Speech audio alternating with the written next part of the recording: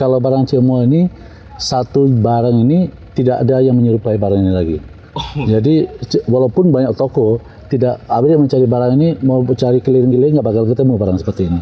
Jadi punya apa tersendiri lah. Keunikan tersendiri. Ya, jadi walaupun kita bertahan harga, orang pingin ini kita bertahan harga. Orang keliling juga, orang nggak bakal ketemu barang seperti itu. Kita tuh nyari gitu kan, ngobek-ngobek pasar gitu keliling. Nah kita tuh nggak bakal tahu dapat apa aja gitu. Biasanya sih kayak satu item itu cuma ada satu kan. Jadi eksklusivitas sih. Gitu.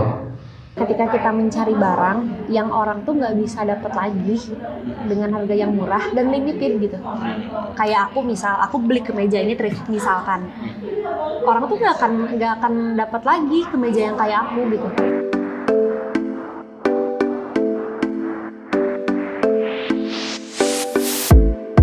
Pop Eye merupakan video series feature yang mengulas berbagai macam budaya, mulai dari budaya populer hingga tradisional.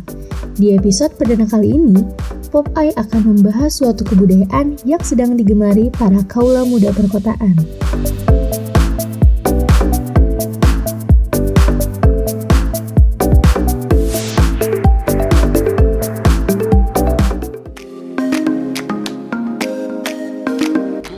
Pasar Cimol menjadi tempat ikonik bagi kaula muda ketika mencari barang-barang bekas. Tak hanya terkenal di Bandung saja, namun di luar kota pun mengetahui keberadaan Pasar Cimol ini. Barang-barang di Pasar Cimol pun memiliki daya saing yang tidak kalah dengan pakaian baru. Itulah yang menyebabkan Pasar Cimol tidak pernah kehilangan popularitasnya. Ayadi merupakan pemain lama dalam hal berjualan barang bekas. Sejak era 90-an, beliau berdagang barang-barang yang dikenal saat ini dengan sebutan barang thrift. Sebagai penjual barang-barang bekas di Pasar Cimol Gedebage Bandung, Ayadi pun merasakan dampaknya dari meroketnya fenomena thrifting ini. Kalau saya bisnis ini dari tahun 97. Wah, udah lama. Dari tahun 97 masih di Cibadak. Jadi nama barang Cimol itu asalnya di Cibadak, di Jalan Cibadak. Jadi makanya di Jalan Cibadak dinamakan Cimol, Cibadak Mall. Nah istilah kerennya itu. Kita itu dagang itu masih dikejar-kejar Tibum dulu ya. Tibum, masih dikejar-kejar Satpol PP. Nah jadi dari pemerintah diarahkan ke Cibadak, disosialisasikan ke Cibadak. Jadi waktu di Cibadak tuh orang ngambil tempat tuh rebutan dulu tuh, rebutan orang Padang dengan orang Palembang. Nah jadi diizinkanlah secara resmi oleh pemerintah di Jalan Raya Cibadak dipakai buat khusus barang Cimol. Nah karena ada problem dulu tahun 98 sama tukang becak, akhirnya bubar, dipindahkan, ditutup di Cimol itu, ditutup di Cibadak, dipindahkan ke bekas terminal Kebun Kelapa dari tahun 98. Tahun 2001 dari Kebun Kelapa dipindahkan ke Tegalega. Itu pemerintah yang pindahkan. Jadi pedagang Cimol dilempar lagi ke Gedebage. Pedagang yang pindah ke Gedebage waktu zaman Tegalega ke Gedebage ini itu lebih kurang sekitar 30% lah yang mau pindah waktu itu. Tapi pemerintah menyediakan lapangan di sini. Ada lebih kurang 500 unit pembeli dari Cimol itu mulai dari kelas bawah sampai kelas atas. Malah kalau dihitung persentasenya, saya lebih menilai banyak kelas atas daripada kelas bawah. Nah, jadi kelas atas tuh orang yang mengerti barang, yang mengerti kualitas barang. Pertama, kualitas barangnya bagus. Barangnya bermerek, bermutu, harga murah. Jadi barang-barangnya banyak barang yang brand itu. Dia harganya murah. Sampai waktu dulu tuh baju tuh cuma harga 5.000, 10.000 kan. Jadi kalau lihat di pasar-pasar barang-barang baru, wah jauh sekali gitu. Nah, apalagi orang yang pertama orang dia belanja Cimol tuh enggan. Banyaklah barangnya bekas orang lah apalah ya, enggan. Setelah dia pakai, rata-rata pengunjung Cimol sampai sekarang dia boleh dikatakan orang lama. Orang yang telah pernah belanja ke Cimol pasti ketagihan. Bawah sama 50 ribuan bebas pilih, atas bawah sama ya, sok boleh sweater 50-an bebas pilih, atas bawah sama sok bebas pilih. Atas sama aja nggak ada beda-bedain, 300 aja, sok boleh. Sok boleh. Omongan garang goli. Dwi Yasa merupakan seorang pemilik online store bernama Easy Picking. Kami berkesempatan mendengar cerita serunya sebagai pecinta thrifting sekaligus pedagang.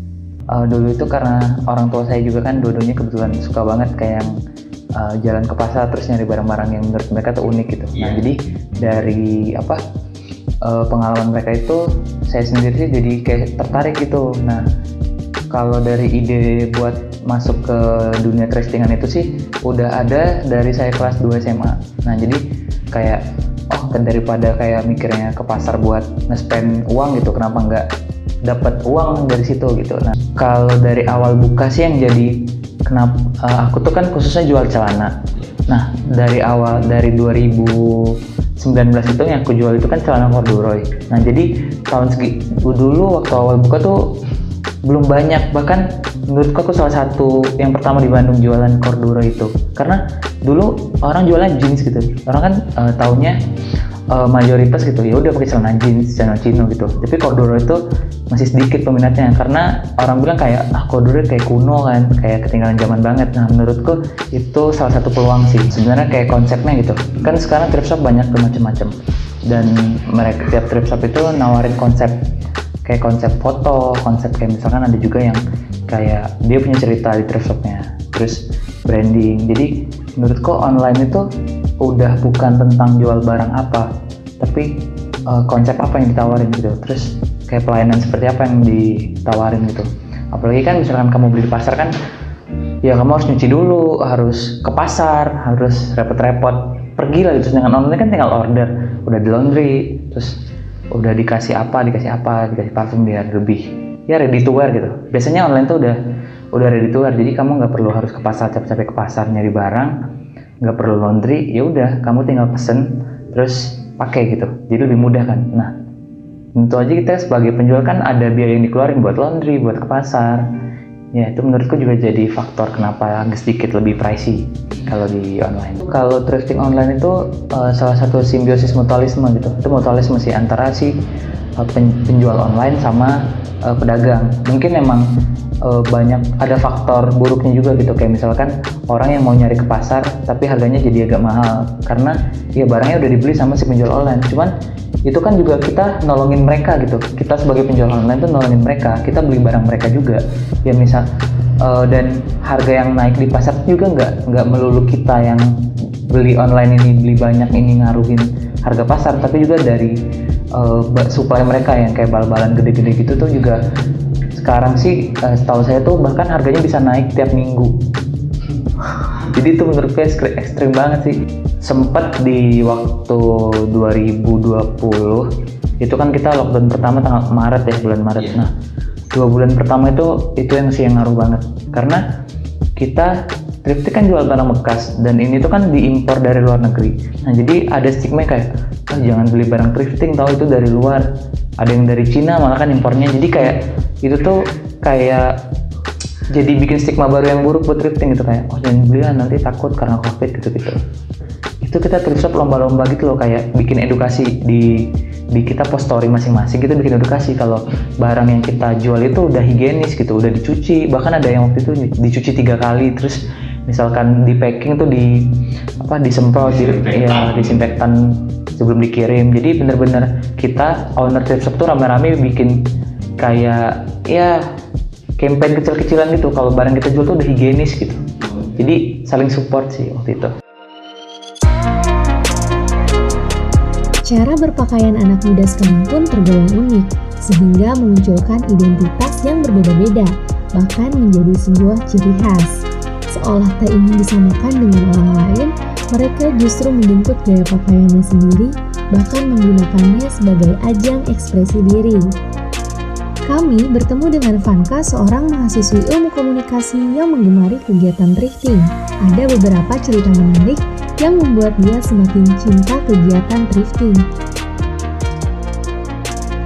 Itu waktu aku SD, aku tuh pernah diajak ke salah satu tempat thrifting. Dulu tuh kan namanya thrifting tuh baru kali ini gak sih? Kayak si rame-ramenya tuh. Dulu tuh waktu SD aku pernah diajak ke tempat thrift gitu sama bunda aku. Terus kayak bagus itu, maksudnya aku tertarik dari situ, dan sampai sekarang aku udah kuliah dan si tempatnya juga nggak berpindah tempat gitu, jadi aku tetap kesana gitu, tetap thrifting gitu. Sebenarnya kalau baju aku sukanya yang bekas sih, suka banget. Karena maksudnya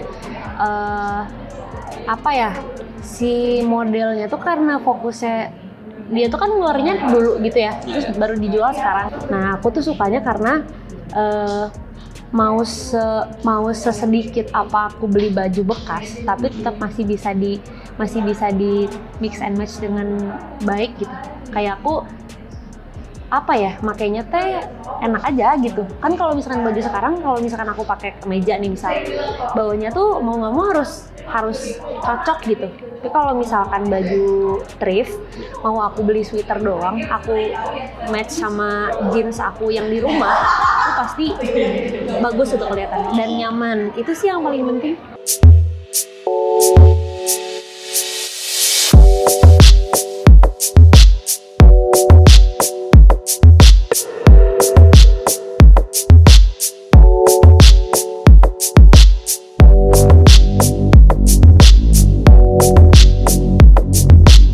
Jadi orang sekarang kan banyak yang berbisnis lewat online ya, lewat online. Tetapi walaupun seperti itu, orang walaupun lewat online ini justru bertambah banyak pengunjung di sini, bertambah banyak malah. Jadi orang walaupun dia beli di Cimo, beli di online, dia penasaran juga pergi ke Cimo. Nah, kadang-kadang orang belanja ke sini itu kepuasan tersendiri beda. Orang yang belanja di lewat online dengan belanja langsung dengan barangnya, tahu barang betul. Kita belanja online kan juga tahu ukurannya seperti apa, warna tuh nggak begitu nyentreng seperti yang kita lihat nyata begini kan nggak. Jadi kalau jadi merupakan suatu kepuasan bagi konsumen untuk datang langsung ke sini untuk belanja mencari barang. Karena bisa milih sendiri gitu. Kan kalau misalkan kita nge-thrift, maksudnya kita gimana caranya kita nyamanin diri kita pergi ke sana, nyari gitu, nawarnya gitu. Susahnya teh ya itunya gitu, itunya yang dicari. Bedanya banyak sih. Yang pertama pasti tadi beda harga, beda kalau kualitas sebenarnya karena mereka yang nyariin, jadi mereka juga pasti ngesortir barangnya edan-edanan kan, maksudnya layak untuk dijual atau enggak gitu. Dan ini sebenarnya lebih enak, cuman ya kita mau spend money lebih banyak atau lebih sedikit di situnya sih. Tapi kalau aku lebih nyaman untuk pergi langsung ke sana karena ya lebih murah dan bisa nge-explore lebih gitu. Kalau barang Cimo ini, satu barang ini tidak ada yang menyerupai barang ini lagi. Jadi walaupun banyak toko, tidak ada yang mencari barang ini, mau cari keliling-keliling nggak bakal ketemu barang seperti ini. Jadi punya apa tersendiri lah, keunikan tersendiri. Jadi walaupun kita bertahan harga, orang pingin ini kita bertahan harga, orang keliling juga orang nggak bakal ketemu barang seperti itu. Kita tuh nyari gitu kan, ngubek pasar gitu keliling. Nah kita tuh nggak bakal tahu dapat apa aja gitu. Biasanya sih kayak satu item itu cuma ada satu kan, jadi eksklusivitas sih. Gitu. Ketika kita mencari barang yang orang tuh nggak bisa dapat lagi dengan harga yang murah dan limited gitu. Kayak aku beli kemeja ini thrift misalkan, orang tuh nggak akan dapat lagi kemeja yang kayak aku gitu. Orang berpikir kayak si penjual di pasaran juga tuh udah mereka lebih aware gitu tentang brand dan tentang kualitas barangnya juga. Misalkan ada brand ini, udah nggak akan digantung di situ gitu, tapi diumpetin terus dijualnya nanti ke yang bisa nerima barang itu dengan harga tinggi kayak gitu. Dulu tuh aku pernah waktu SD aku dapat jaketnya tuh kayak jaket winter gitu loh. Itu tuh harganya 10 ribuan dan kualitas masih bagus banget. Dan sekarang karena si penjual di sana tuh udah tahu itu bakal dijualin lagi sama kita, jadi harganya udah dinaikin. Datang lagi orang, bang ada merek ini nggak? Berapa bang bisa beli? Kita jual 60.000. Saya kalau ada nanti telepon saya beli 75 katanya. Jadi yang memikirkan harga itu pemilih sendiri. Ya. Gitu. Dan kemarin sempat kenalan juga sama salah satu orang yang penggiat vintage gitu kan, vintage kaos band, kaos film, yang gitu-gitu. Itu emang beneran harganya gila. Kemarin sampai ada yang jual satu kaos ya, itu 13 juta. Dan itu beneran ada yang beli. 13 juta rupiah satu kaos. Nah, di situ sih menurutku Aku karena nggak terlalu ngikutin, mungkin nggak dapat value-nya. Tapi kalau yang beli, menurutku itu dia punya value yang tinggi, makanya dia berani beli dengan harga segitu. Kayak misalkan ada kaos band gitu, tahun 85, dan itu kaos yang dipakai waktu dia tour misalkan di 12 negara, di berapa benua. Nah itu kan punya value yang tinggi, karena ya udah kaos itu nggak akan diproduksi. Biasanya tuh kaosnya diproduksi tahun 60, 70, sampai 90. Nah menurutku itu punya value yang tinggi banget, dan biasanya kaos itu diproduksinya nggak massal. Jadi si baju itu udah nggak diproduksi, baju band juga, karena aku suka banget Morrissey. Jadi dan dia nggak dijual lagi di mana-mana, maksudnya ada, cuman si edisi yang ini tuh nggak ada lagi. Akhirnya aku beli dengan harga yang agak mahal sih, cuman Kondisi barang tuh juga nentuin nih. Tapi misalkan kayak barang vintage yang aku bilang tadi yang bisa harga fantastis, itu mereka nggak lihat kondisinya, malah bahkan ada yang kayak udah ada hole-nya, udah ada robek sedikit gitu ya, itu malah bikin mereka lebih pengen beli kalau yang harga barang kayak gitu. Jadi tergantung marketnya juga sih, itu ngaruh sih ke posisi marketnya. Tapi kalau kayak brand dan kayak gitu tuh beneran ngaruh sih. Stigma yang sampai sekarang masih ada tuh kayak belinya barang bekas kayak pasti jelek kualitasnya, terus kayak pasti ntar ada penyakitnya gitu kan, terus kayak dia mah bajunya ini nggak baru lah, nggak ini. Nah cuman stigma kayak gitu tuh nggak bisa hilang sih menurutku, karena kayak perspektif orang kan bermacam-macam dan beda. Jadi ya itu tuh tugas kita gitu, selalu ngasih edukasi kayak ini tuh nggak selalu jelek gitu, ini tuh nggak selalu bekas gitu. Banyak pabrik-pabrik tekstil yang produksi pakaian itu secara massal kan, secara besar gitu, dan itu bisa jadi keluar desain tiap minggu secepat itu gitu. Nah dari barang thrifting sendiri tuh nggak semuanya bekas dipakai gitu, ada juga yang kayak rujukan pabrik kayak gitu, kayak nggak lulus quality check yang kayak gitu. Nah jadi nggak melulu bekas gitu. sebenarnya balik lagi ke pribadi aku sih, maksudnya aku emang orangnya nggak dengerin apa kata orang. Selagi aku nyaman dan aku ngerasa aku pede, ya udah pakai aja gitu. Maksudnya kenapa harus kayak malu gitu? Kalau misalkan kita, dan yang kedua nih, ini yang paling penting, kita pintar mix and match dan milih ketika kita thrifting. Kita pakai barang yang ya sustainable fashion gitu. Kita makanya barang yang kita pakai, kita beli gitu ya, kita pengen pakai itu lama gitu, kayak setahun, 2 tahun, 5 tahun, kalau bisa sih dipakai selamanya. Jadi kita nggak perlu harus beli baru. Nah itu menurutku positifnya. Kalau negatifnya ya misalkan beli barang bekas nih, tapi kalau belinya banyak juga kan nggak bagus, ya nggak sih? Kayak ya numpuk juga gitu. Jadi menurutku ya belinya itu ya harus balance aja sih. Apalagi sekarang kan orang-orang mulai thrifting nggak cuman beli baju bekas gitu, tapi udah ada sampai kayak rework, di upcycle, dan bahkan kemarin juga kalau JFW gitu, Jakarta Fashion Week, itu kan ngambil tema upcycle, dan itu menurutku salah satu gebrakan besar sih buat ngangkat isu tentang upcycle di thrifting. Itu kan tekstil kan salah satu limbah paling besar kan, yang salah satu penyumbang limbah paling besar, itu nomor 2 di dunia gitu. Nah menurutku kalau kayak cuman ngomongin campaign atau tentang ya kita peduli lingkungan, nanam ini nanam itu, tapi kalau kita nggak action itu percuma nggak sih? Jadi menurutku kalau kita ada actionnya buat itu, dan salah satunya itu dengan thriftingan, ya kenapa enggak gitu. Nah, barang kita ini jujur aja, itu dari luar itu, mau dari Singapura, mau dari Malaysia, barang tuh di situ tuh dari steril. Nah nyampe di sini, konsumen kenapa aman? Setelah buka bal itu, barang itu kita setrika lagi, disetrika dengan setrika uap dengan suhu yang 100 derajat, kita setrika dulu. Jadi otomatis kuman-kumannya udah mati. Iya. Tapi tidak menutup kemungkinan kita juga perlu waspada. Iya. Setelah kita beli, ya kita cuci, mau pakai air panas, mau apa. Kalau harapan saya sih yang penting pemerintah ikut mendukung, memperhatikan pedagang cimol supaya maju lagi lah, berkembang lagi. Jadi istilahnya kami berharap kepada semua pemerintah, instansi-instansi terkait untuk bisa mempromosikan supaya menarik lagi. Jimmy Brand Bandung ya, Jim Second Bandung, itu Instagramnya. Thrift shop aku tuh namanya Easy Pickin, dan kebetulan aku lagi ngerintis juga yang baru namanya Easy Peasy. Tapi kalau Easy Pickin itu pasarnya lebih ke jual celana, dan nyoba ngerambah market yang lebih gede, itu jual kayak nggak cuma corduroy, sekarang ada jeans, ada juga celana katun, ada celana chino kayak gitu. Jadi ya gitu, pengen nyoba ngerambah market yang lebih gede lagi. Sedangkan yang easy peasy yang baru aku bikin itu lebih ngejual ke jaket outdoor, jaket sport yang kayak Nike dan lain-lain gitu. Fenomena thrifting ini pun semakin ramai, namun ada beberapa perbedaan yang dirasakan, mulai dari kenaikan harga barang sampai kebiasaan membeli. Inilah thrifting, sebuah cara kekinian untuk keren yang nggak perlu menguras dompet. Selain jadi ajang ekspresi, kita juga membantu mengurangi limbah pakaian sekaligus mendukung perekonomian di sektor UMKM.